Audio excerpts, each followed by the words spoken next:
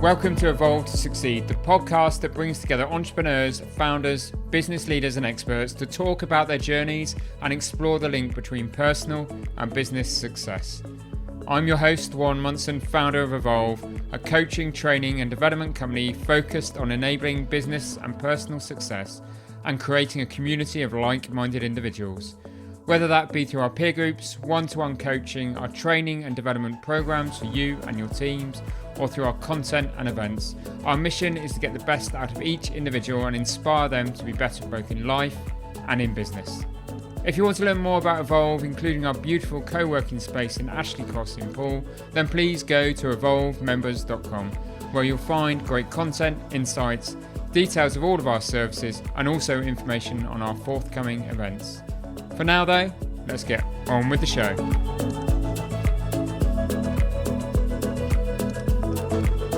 Welcome to this week's episode. Today we hear from Arabella Lewis-Smith, founder and MD at Salad Creative, a strategic, creative and digital agency to a wide variety of organisations. Bella co-founded Salad Creative in 2001 and it's gone on to produce incredible work and win multiple awards, something we talk about during the course of our conversation. Salad is also a company known for its ego-free and positive company culture and also looking after its staff through things like wellbeing programs and team trips to mainland Europe. In line with this approach, Bella, together with her financial director Andy Brown, recently made the decision to turn Salad Creative into an employee-owned business. This means that 100% of the shareholding has been transferred to an employee ownership trust, also known as an EOT. I'm very interested in this concept of EOTs and was keen to learn more about Bella transitioning the business in this way, what the process really involved, and how it's affected both Salad Creative as a company, how it's affected the team, and her own role as MD. Bella wrote on her website, "The EOT represents the best outcome for me, allowing me to maintain a custodian role and real connection to the business. Salad is fueled by meaningful cultural connections and its collective power of our team. Quite simply, our whole is far greater than the sum of our parts." Now, whether or not you're considering making that transition to an EOT, this is a discussion for anyone thinking about ways to refresh the traditional company structure or considering their exit in one way, shape or form, as well as how to adapt your leadership as your business grows. I really do hope you enjoy the episode.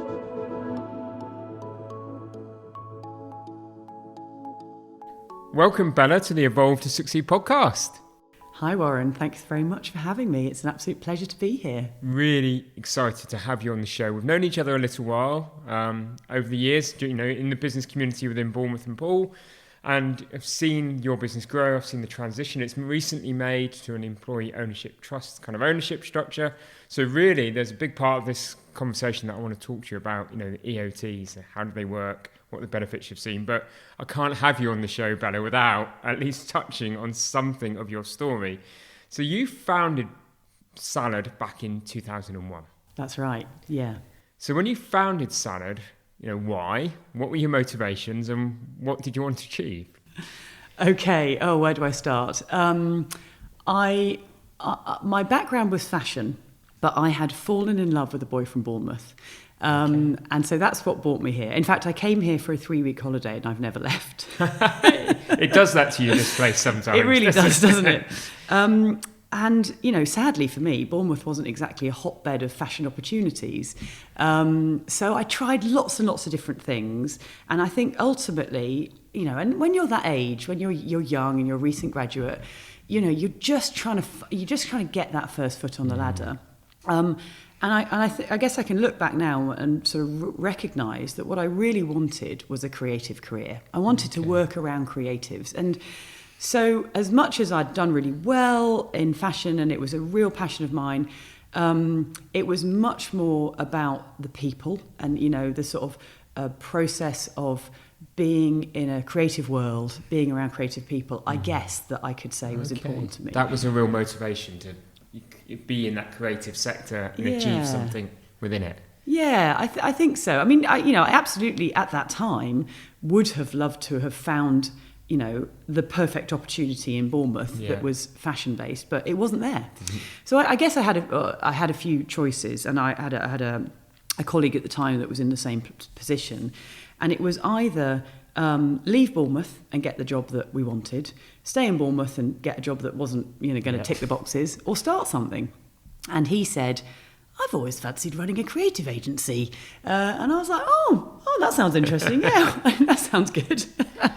And so we put some money in a pot, and Salad was born. And we phoned all of our friends. And amazingly, some of them very kindly gave us work. And I think I can honestly say, hand on heart, I learnt my craft on the job. My business partner at the time was definitely much, much more experienced than I was in running a business, and undoubtedly a huge mentor to me. So I really did get chucked in at the deep end in terms of learning how to run a business and learning the world of creative agency, if you like. But fortunately, I can say now we live to tell the tale. Yeah, and managed to master the craft. Yeah, definitely. And when you look back, what were those early days really like within the business? What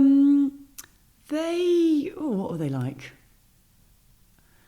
I suppose for me, if I'm talking personally, there was a lot of anguish of feeling like I really didn't know what I was doing. Yeah. So I worked with a lot of people who had studied in the area of marketing or advertising or graphic design, and I hadn't. My background was fashion. Yeah. So there was many years of really wrangling and that old classic imposter syndrome. Am I good enough? Yeah. Have I got the skills? All of those things we all go through. Yeah. Yeah, absolutely. Which I'm glad to say is actually behind me. And I was chatting to a colleague about this just this week, and she was sharing it's something that she has found challenging. And I realised that it's not something I suffer from anymore, but I don't quite know when it stopped. It's not something that you just turn on and turn off. So I suppose, that's certainly what I remember in the early days, this sort of sense of, I really need to master this craft, but it was quite challenging. Yeah. But, luckily I managed it. And the early days were us, really, it was a lifestyle business. We said from day one, we want to do lovely work, or great work for lovely clients, and enjoy the journey. Yeah. And that was true then, and it's still true now.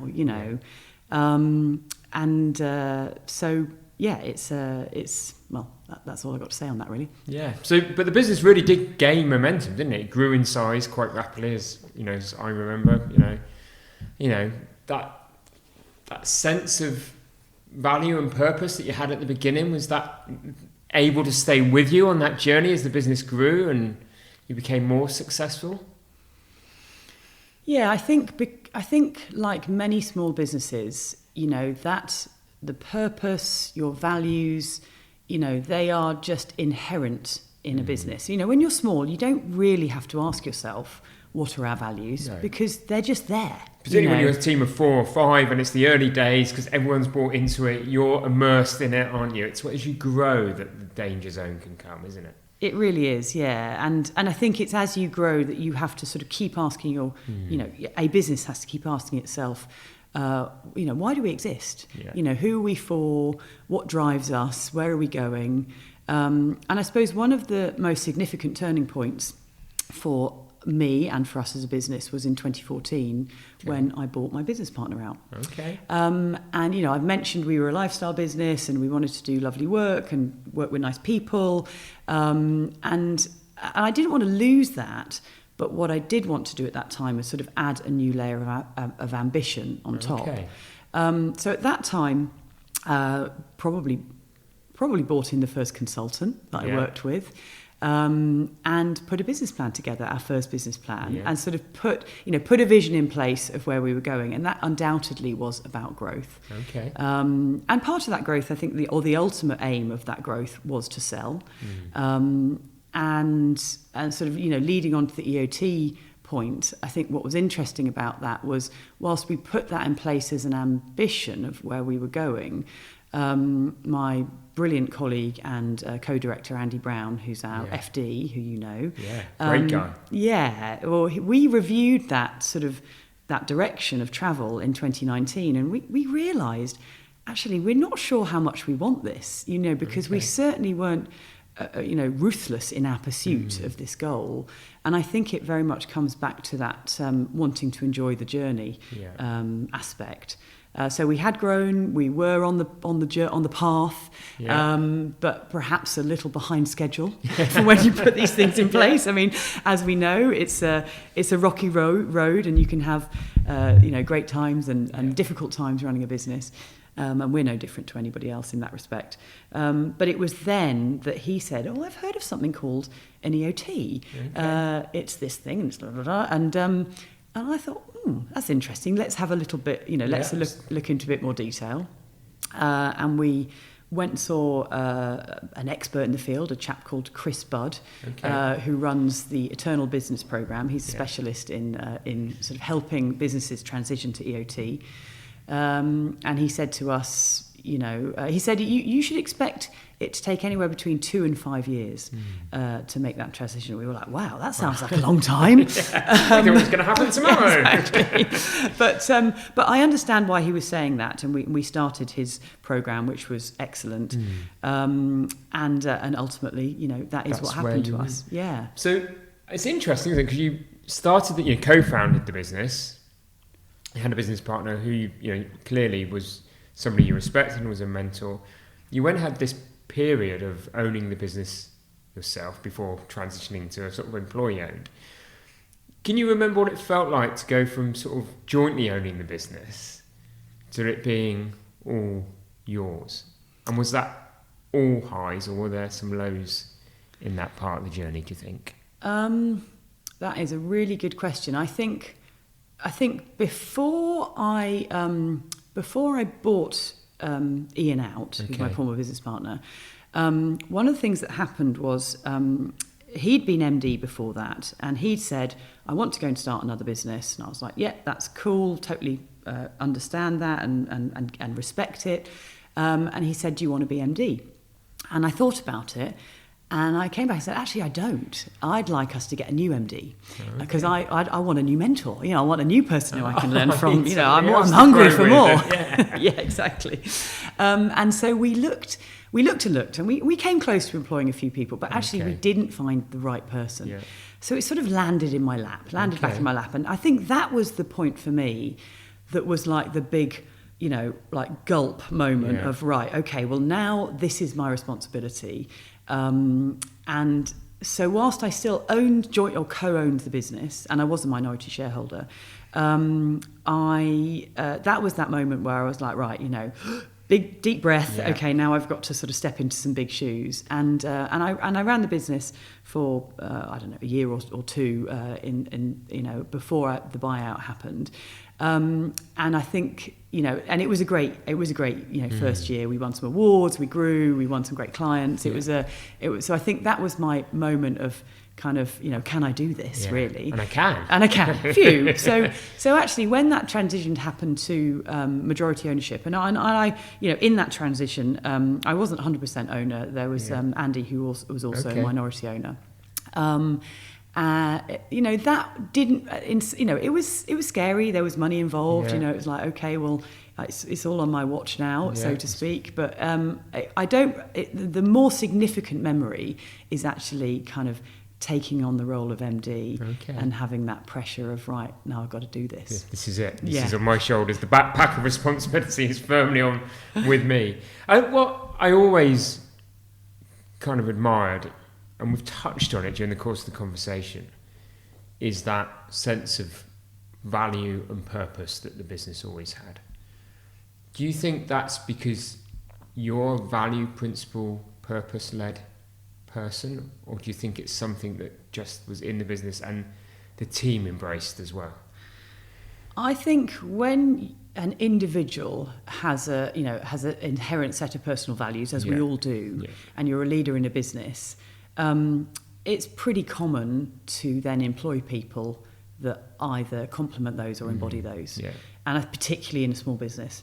So I think that's certainly what happened in the early days.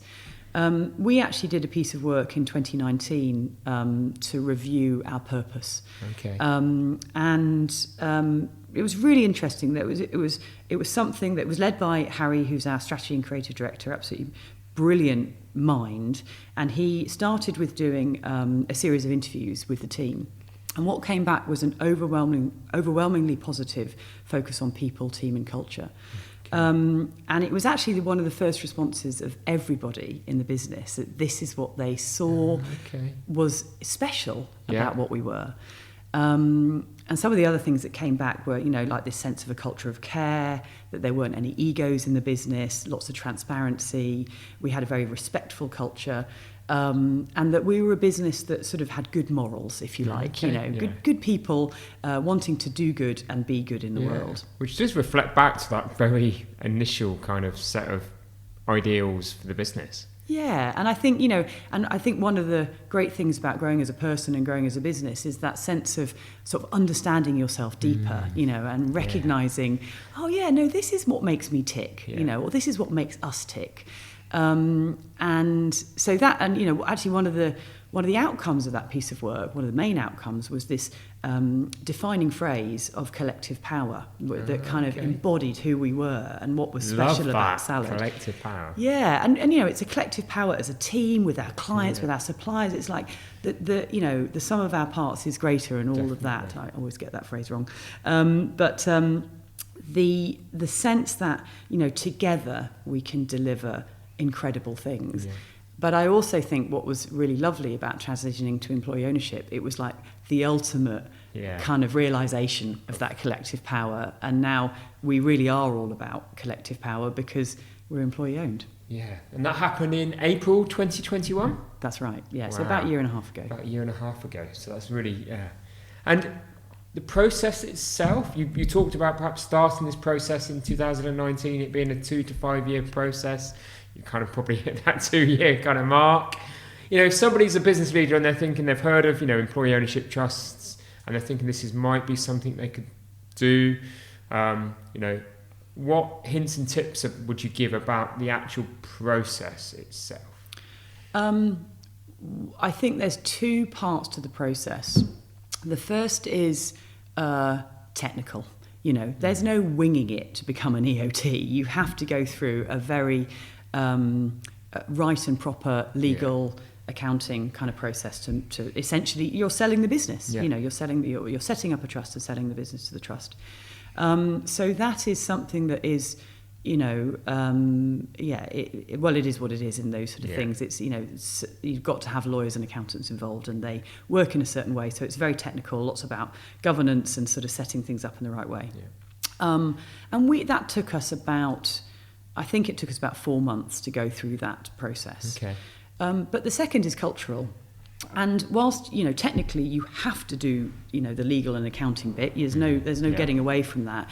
The cultural piece, there aren't any rules around that. So that is optional. Now, I believe that, to do that process in the right sort of spirit of employee ownership, that you need to, or there's a huge benefit to consulting with the team. Absolutely, because otherwise it's just a structure and a sale and, maybe some tax benefits, but the legal bit's the quick bit, I'd imagine, kind of in a way. It must be the 2 to 5 year advice that you had, which is wonderful to hear, is about getting it right for the team and them embracing it and learning what it means and what you expect from them, surely. Absolutely. And don't get me wrong, I don't love that legal bit. So it wasn't easy for me, reading all that legalese is not my happy place. But yes, so I think we probably sort of started to do that preparation about 2 years before. And then about a year before the actual transaction happened, we shared the news and the information with the team. So you did your prep as a sort of senior leadership director team. This is what we're going to do. This is what we're planning.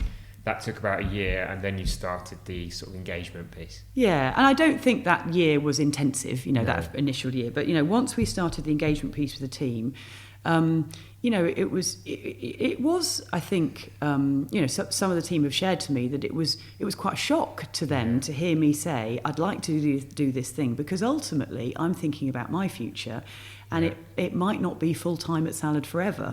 And so many people, perhaps externally and internally, have associated me so strongly with Salad that was a surprise. Okay. And so we there was definitely a period where, we're sharing the news, and then we wanted to capture the team's sort of questions, any fears, any concerns that they have. It's very natural for an individual to say, well, what does this mean for me? Yeah. And so we needed to understand what their concerns were so that we could recognise those and share any information that would help those. Isn't it? Because ultimately you're sharing with them that you have a view that at some point in the future you're going to exit. That's yes. And I suppose I just sat here listening to you now. I can imagine it is completely different to what may typically happen, which is a trade buyer comes along. You're doing all of that in the background. You do the deal. Morning after the deal's done the night before.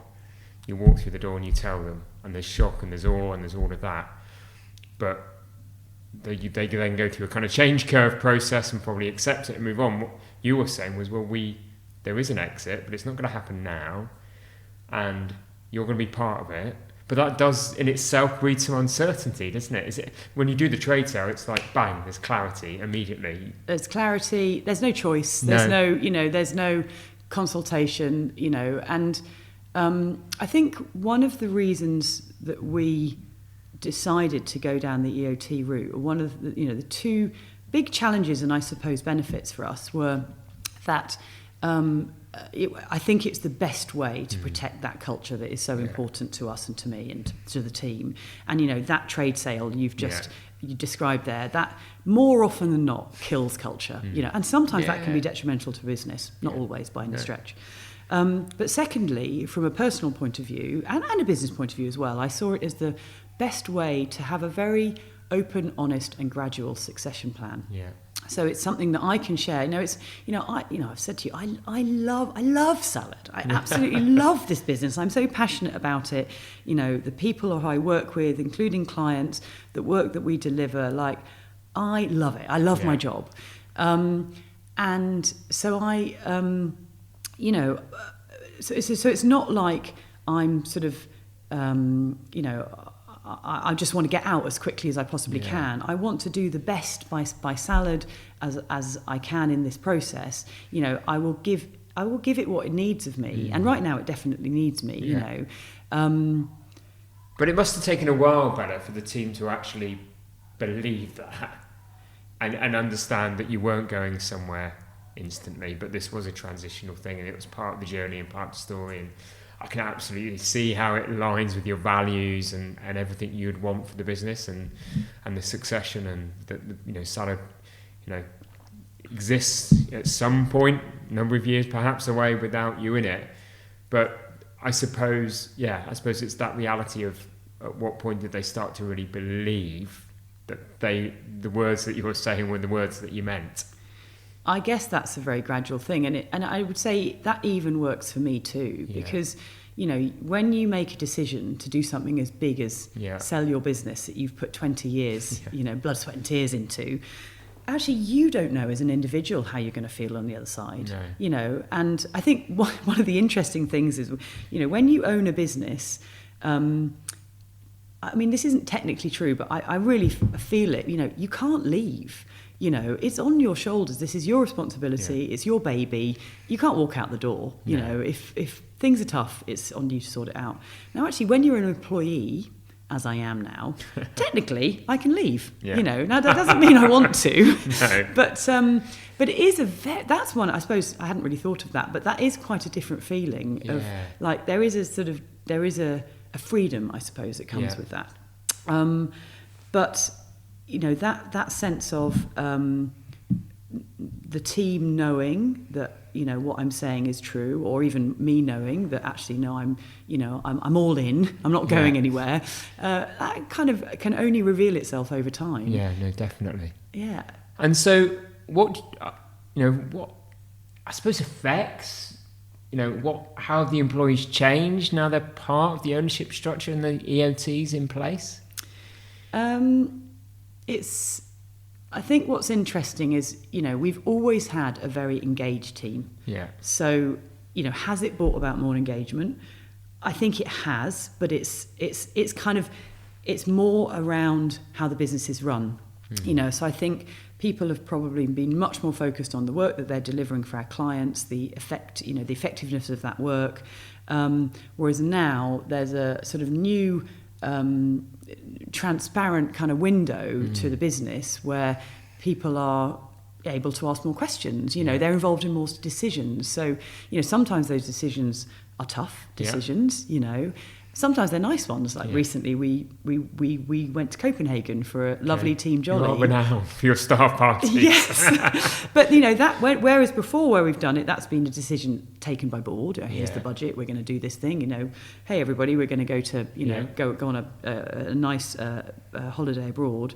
Whereas this time it's like, well, do we want to do this as a team? And we're going to spend this amount of money. This is your money you're spending. Are you happy to sign this off? So it's a whole new kind of different approach. And I don't think every EOT will work in that way. No. But look, we're a small business and it really works for us to kind of have that level of transparency. But that's part of the purpose, isn't it? Of an EOT is to get that ownership in, get that retention of people in and all of that. And do you think, because, we're sat here now, in a very competitive employment market where it's hard to find people, and when you find them, it can be hard to retain them. Do you think this structure is benefiting you in terms of finding new people to bring on board, and is it helping retention? We have only hired one person since we've become an EOT. Okay. And actually, what was lovely about that person is their feedback to us was, I've known about Salad for years and I've always wanted to work for you. So it was our brand that was the strength. It was the history the legacy and the work of what that we do. So in that particular instance, it didn't make a difference. Okay. So I've only got one example. Okay.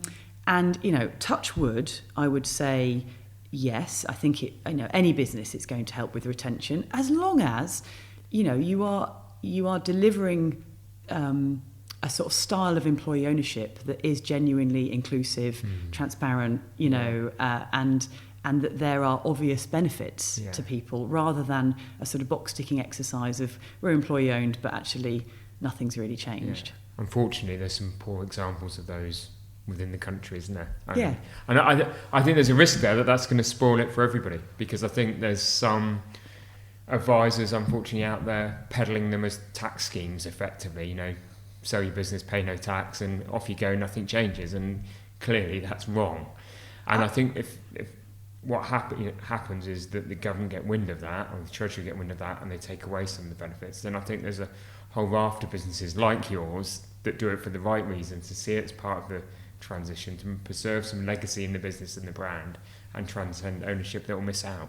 Yeah, statistically, employee-owned businesses perform better. Yeah. And there's a brilliant organisation called the Employee Ownership Association who exists to support businesses who are transitioning and have transitioned to employee ownership. And I think when we first started looking into it, there was only 600 businesses that were EOTs in the country, and that's now probably more than doubled in that time.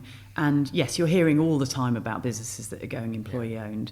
And I'd like to think that in the main, the majority are doing it for the right reasons. Certainly, I see. And what's great about the EOA is that you're able to interact and network with other employee-owned businesses, and you see some incredible examples of great employee-owned businesses. And I mean, one of the things that's really interesting and challenging about being employee-owned is there's no rule book, beyond that sort of governance piece and the technicalities of becoming employee owned.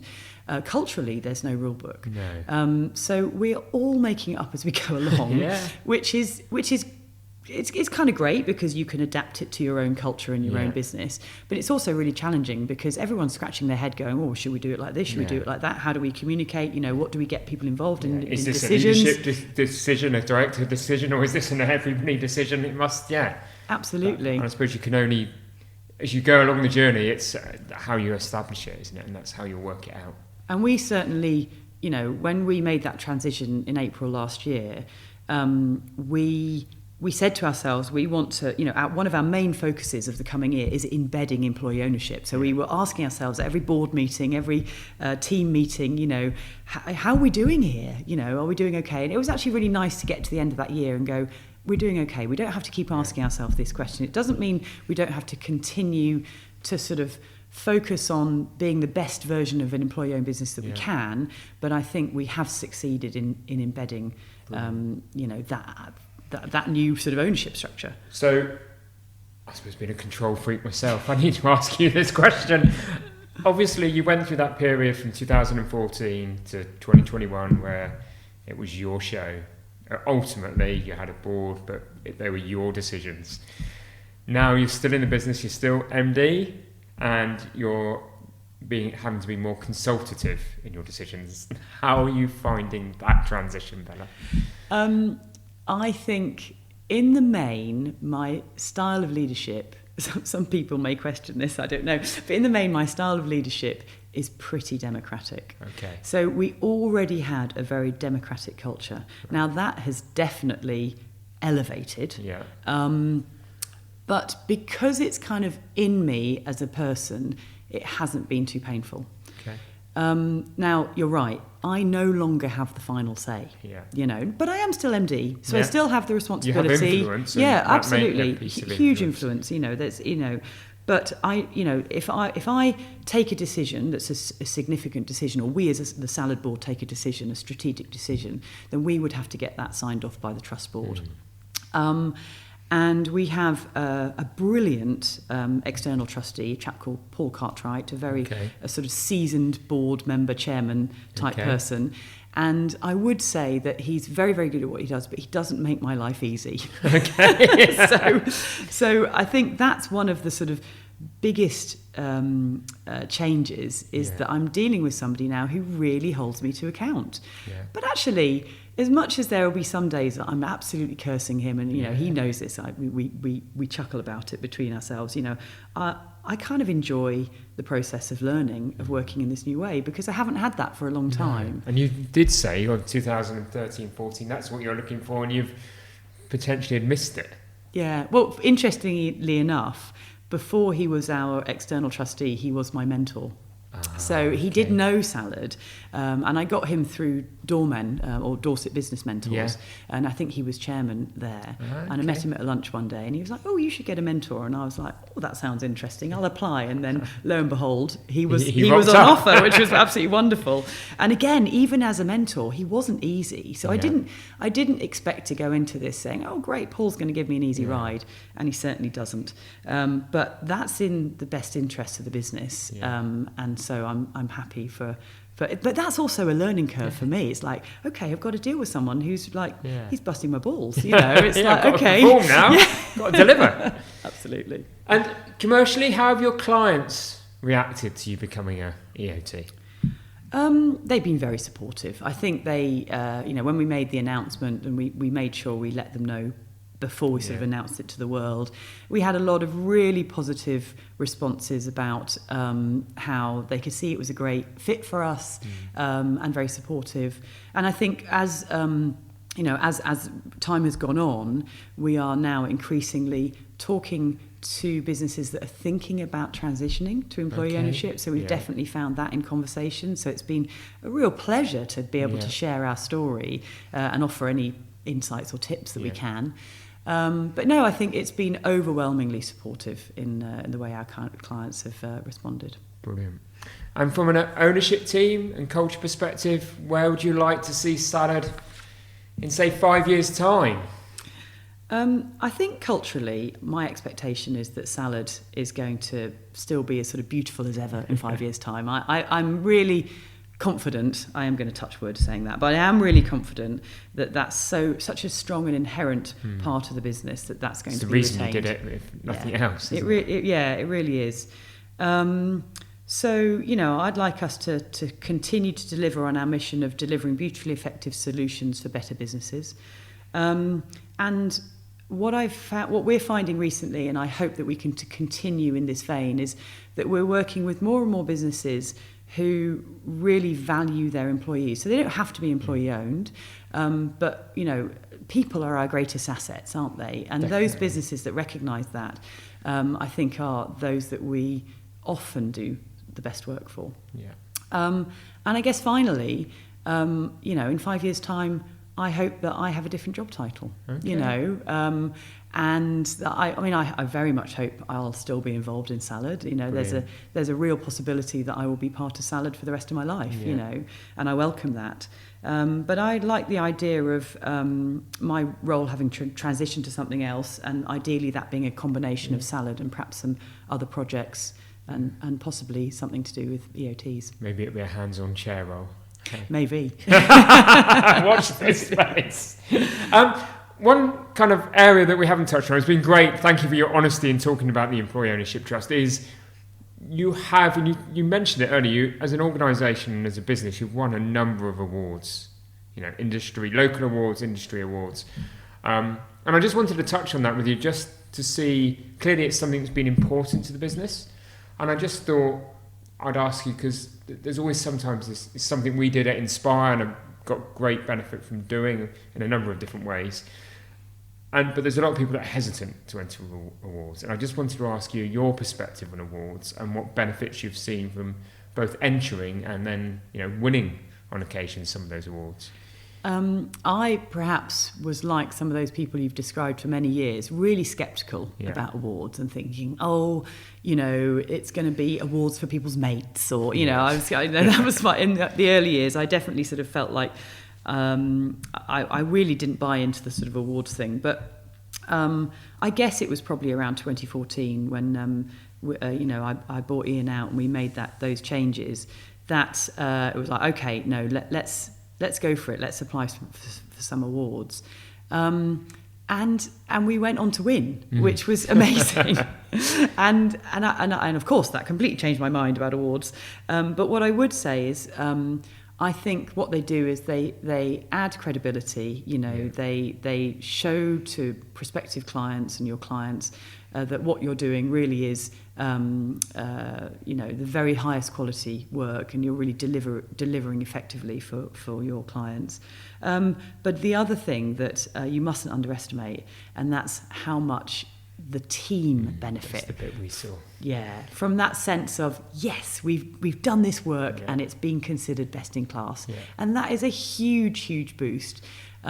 So yes, I am a believer in awards now, and we go up and down in terms of, you know, we don't necessarily enter every year. It takes a lot of resources, but I think they're really valuable, particularly actually for the team. Yes, the bit we saw was always for the team. The bit that I think is great, that those that enter awards always have an expectation that they're doing well. So I think the other piece that I always didn't realise until we started entering them was that comparison against your peers. And some of the years we didn't win was some of the years that we then looked inwardly and said, okay, what aren't we doing? If we want to be best, we want to operate in the best way we can and be at the forefront, what aren't we doing that we should be doing? So I think there was a number of lessons learned when we didn't win, as well as some of those joys when we did. So it's been a great conversation, but I really enjoyed it. I always end the podcast with the same question, which is, what does success mean to you? What's your definition of personal success? Oh, that's a good question. I didn't know you always ended the podcast with this. I would have prepared for it otherwise. Well, let's see what you make of it off the cuff.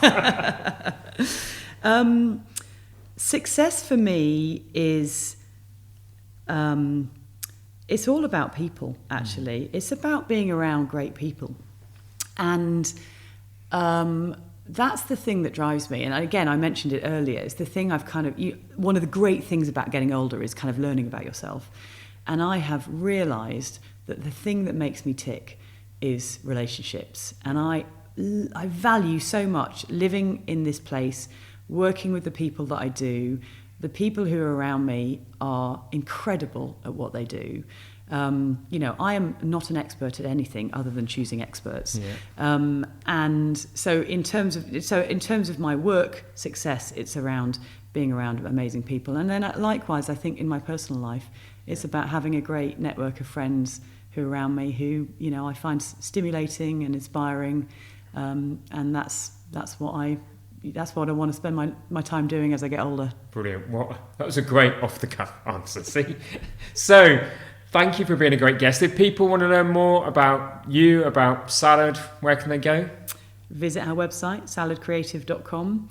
or just get in touch. I mean, I know I always love having conversations, and whether that's about what we do or what we offer, or just running a business, or sometimes about being a woman in business, or whether somebody's thinking about, or a business is thinking about transitioning to an EOT. Always happy to have a conversation and share any insights that I'm able to. Brilliant. Thank you for being a wonderful guest on the Evolve to Succeed podcast. Thanks so much, Warren.